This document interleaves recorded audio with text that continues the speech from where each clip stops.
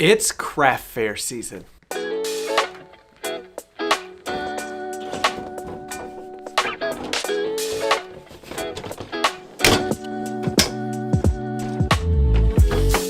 We have been getting a ton of questions about craft shows, craft fairs, farmers markets, all the shows. Everybody wants to know how to sell more stuff or do a better job at these art shows and craft shows, farmers markets, or whatever they're called. People ask us, what do you bring to a craft show? Should I pay more for access to electricity and a power outlet? Jenny and Davis, what should I build for a craft show? What's gonna sell best? Do I need a website? Do I need a sign? Do I need business cards? What should I have on my table? Should I get a tablecloth? How much should I charge at a craft show? So many great questions. So we wanted to make a video to answer all those questions instead of breaking our thumbs trying to answer all the DMs. So if you've sent us in a message, I really appreciate you. I hope this video answers all your questions.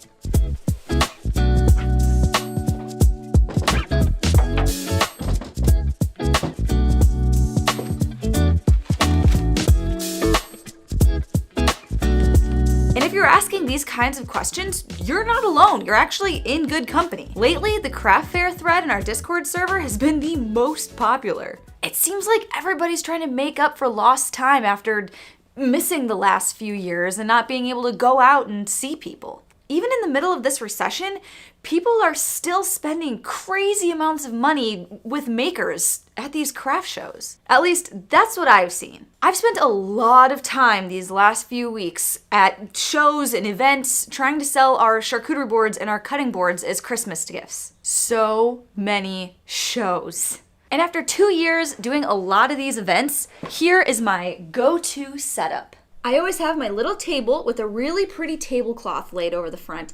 And if I have room for a backdrop, I'll set this one up and I'll even wrap it in some fairy lights and stick some flowers and stuff in it. But if I don't have room, then I just do my table. And on my table, I make sure I have plenty of boards for people to see. I have a sunrise board, I have a sunset board, I have a charcuterie board, and I show the options for engravings on each one too. I have one with a wreath, I have one with a full name, and I even show people that I can engrave the back of the boards with their business's information.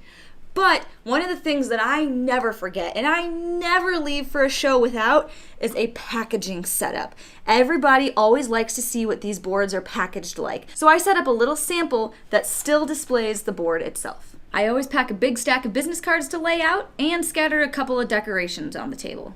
But I get it. A lot of you don't have setups like this, and you actually want to sell stuff at the show. Jenny tends to make most of her sales by following up with people that she meets at the show. So she'll set this booth up, and then she'll walk away and go meet people. And I understand that's a little bit different from what most of you are trying to do. So I want to introduce you to the king and queen of the craft show. The royal court of the farmers market. The prince and princess of the art show. All the way from Indiana, Abby and Joey Berry. These two have been killing it in their business. They just started in December and they've made so much money just doing farmers markets and craft shows. So yeah, we filed for our LLC back in December of last year.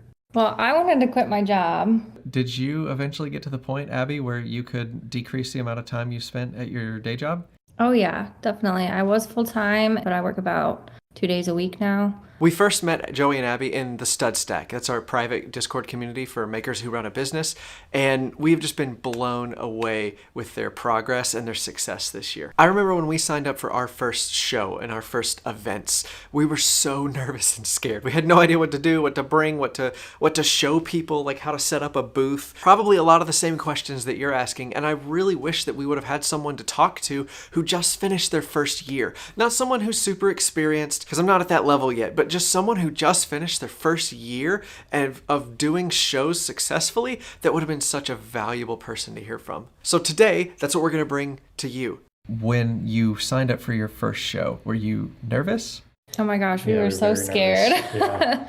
We had no idea how it was going to go. Because we worked full-time jobs. We've sat down with them for over an hour and asked them tons of questions about craft shows and craft fairs. We're going to share some of the lessons that they've learned in this first year with you. And full disclosure, we have the full recording of the conversation that we had with them that we want to sell you access to at the end of the show in a micro program. So if you like this video and you enjoy it and you get a lot out of it, we really know that you'll get even more out of listening to the full conversation. But I'll save that stuff for the end. Let's dive into the stuff that you need answers to now. So what do I make for a craft fair? That's probably the biggest question we get, so we want to answer it first. We kind of have 4 ways to answer that question. The first answer is to make something at every price point. You want to have a product at $10, $30, $100, $500, and $1,000. You never know who's going to be at these shows, and you want to have something to fit every type of budget. So $10 items, think of easy things: keychains, toys, ornaments, that kind of stuff. For $30, you can step it up and maybe start to do some puzzles or some games. Or a premium version of one of your $10 items. At the $150 level, these are things like cutting boards or charcuterie boards. Closer to $500, you're talking about one-off art pieces, maybe some scrap wood art or something, really nice like that. And once you get closer to $1,000, you're talking about maybe coffee tables, some sort of custom table, something that they might not buy there in the moment. You can at least start the conversation about selling it to them there at the show. But they physically need to see that item before they even know that that's something they could talk to you about. The second answer is to make impulse buy gifts. We're talking about things that are personalized, little games, things that are super bright and colorful, things that people see and they just cannot resist getting because they like it so much. These are items generally on the cheaper end. The third way to answer the question, what do I bring to a craft show, is make something tangent to another hobby or another interest. Sports are a really easy one. If you make a little golfing Christmas ornament or a little football plate, or if you make little signs that say sorry gone golfing or sorry gone fishing, like little trinkets and things like that do really, really well at craft shows, especially if you can dial into the really rare hobbies that are only specific to your region. So for example, Jenny's family loves deer hunting in Wisconsin. So if you made some deer hunting ornaments or little signs, oh my gosh, the people in Wisconsin would eat that up. You also see this with state pride. So if you can do like the shape of your state or something, like in Texas, that would do really well. So hobby related things or interest based things. Again, keep it small and keep it cheap. These are things that the Stud Stack said do really well at craft shows. Cribbage boards, customized hats, keychains, funny tree ornaments, cutting boards, leads for larger, this is a good one. Okay, so leads for larger items. Like Jenny was talking about with the coffee table that you bring, you don't necessarily sell them anything that day at the show, but you get the conversation started about a big custom piece that their wife has been asking for a long time. And man, you can really land the sale there if you do the groundwork at the craft show and start to talk to them and ask them questions about what it is that they're really dreaming of. What to make. So I highly recommend like farmers markets because that allows us to kind of try new products every week. We don't have to wait for like a month until like another event to try a new product. Like we get a little bit of a test every single Saturday. I, built some blanket ladders in our apartment and sold them. I had to make these like on our back deck. Didn't have a lot of space, didn't have a workshop or anything. Just had a circular saw and, an impact and a drill and that's it. So it seemed like an easy enough product to make with what I had. So just kind of made it work. Was there something that you didn't know if it was going to go so well and you ended up like selling out or it went better than expected? Probably be our best seller now would be our like leather patch hats. So we make these hats that they have a leather patch that we put in the center of them and then we make a design on the leather patch. The next question we've been getting recently on craft shows is, how much stuff do I bring? Like how much inventory should I pack with me to take to the show? Brad, he's asking, when you make a new product, how many do you make it first so you know if you can judge how popular it's going to be? Oh, for us, that's a guess. Yeah, we just guess. I mean, like if I'm making a new magnet or something, I'll make like 10, 15 of them. I know they're not all probably going to sell at the first show, but over like the next 3 shows, I'm probably going to get pretty low on them. So it really just depends. They might not sell great at the first show, but if you keep taking them and keep putting them out, like eventually people are going to buy them. So super quick answer to this question. Bring enough so that if you completely sold out of that item, you would be happy with how much you were able to sell. If it's your first show, don't worry about leaving money on the table. Selling out is a good thing. Just bring enough that you'd be really happy and satisfied if you sold out and had to leave the show early.